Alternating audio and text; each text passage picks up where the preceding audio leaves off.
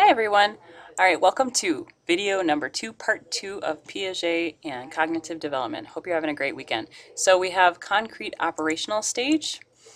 So finally these children can demonstrate the concept of conservation. And these children are able to learn to think logically. By the way, this is ages 8 to 12.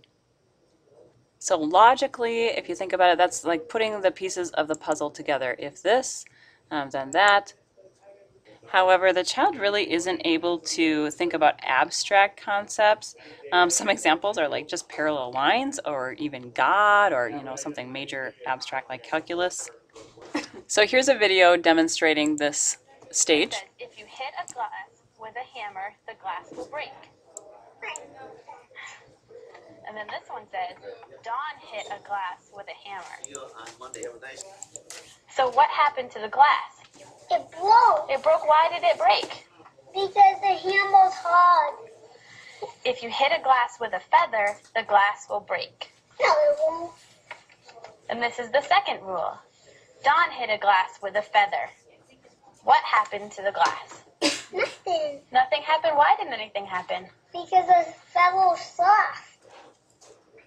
First one says, if you hit a glass with a feather, the glass will break. And the second one, Don hit a glass with a feather. What happened to the glass? It broke. And why did it break? Because the rule says if you hit a glass with a feather, it'll break.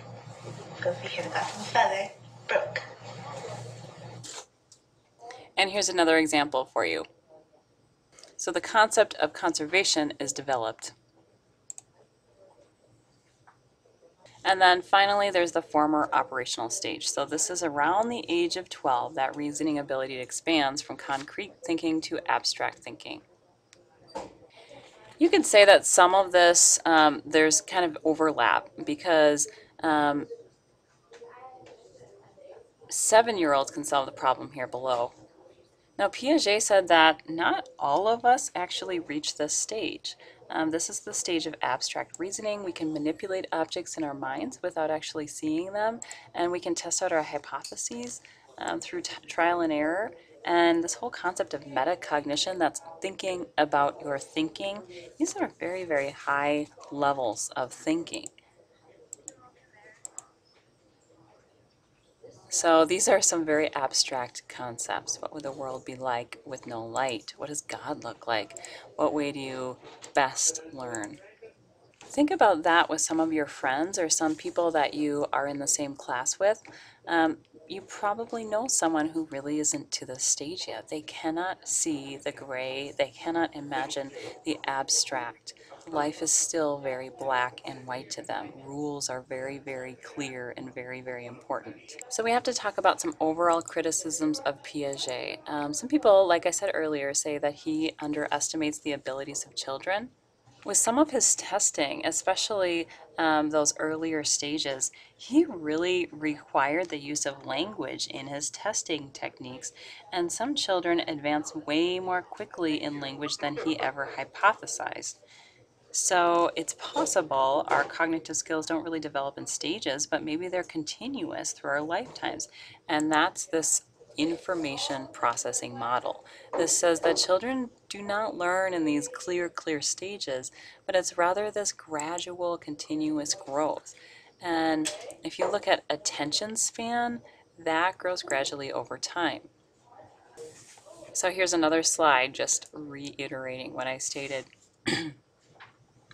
Number 2, children express their mental abilities and operations at an earlier age.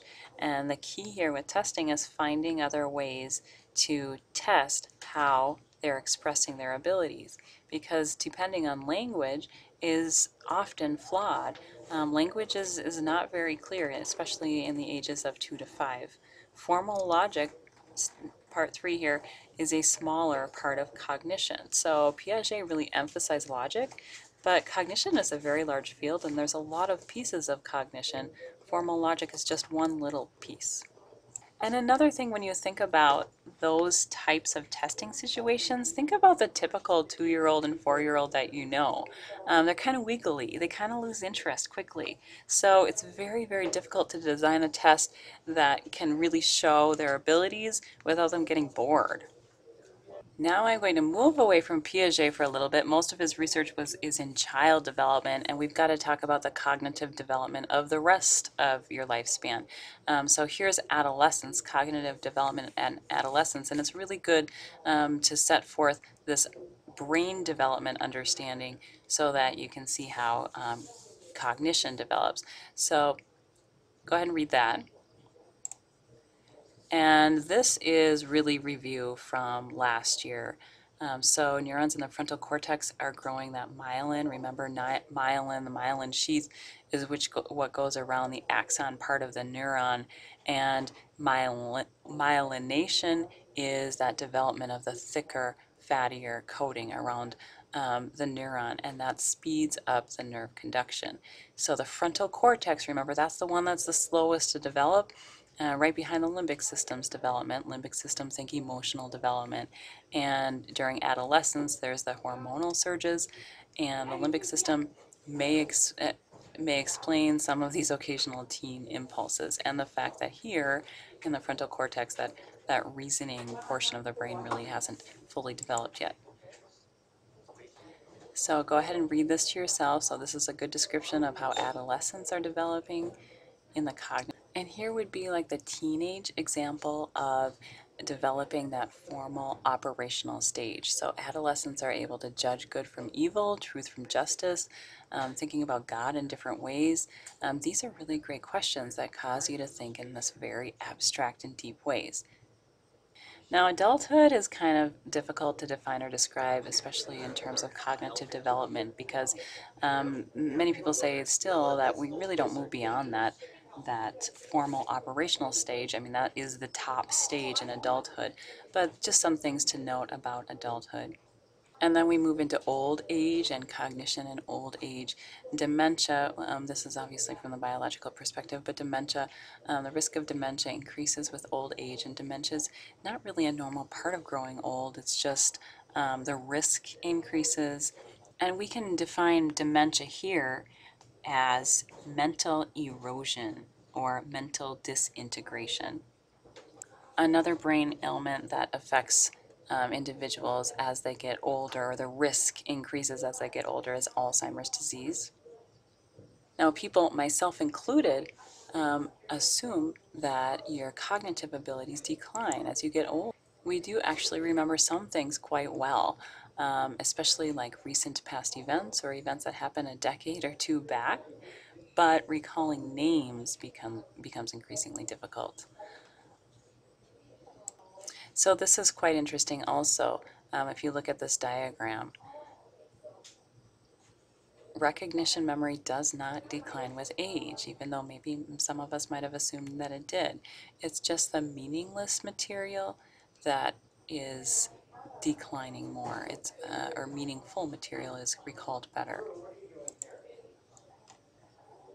So this brings forth the question of intelligence, and developmental psychologists have come up with two different types of intelligence.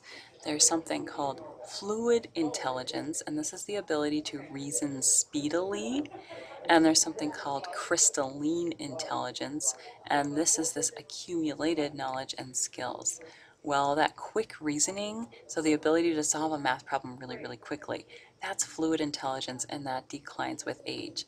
But the crystalline intelligence, that's really, you could think of wisdom, but also overall knowledge about things and skills, the ability to do something well. That doesn't decline. And we've got other cognitive abilities that do decline with age. You can take a moment and pause this and read this diagram. There's a lot of things going on here.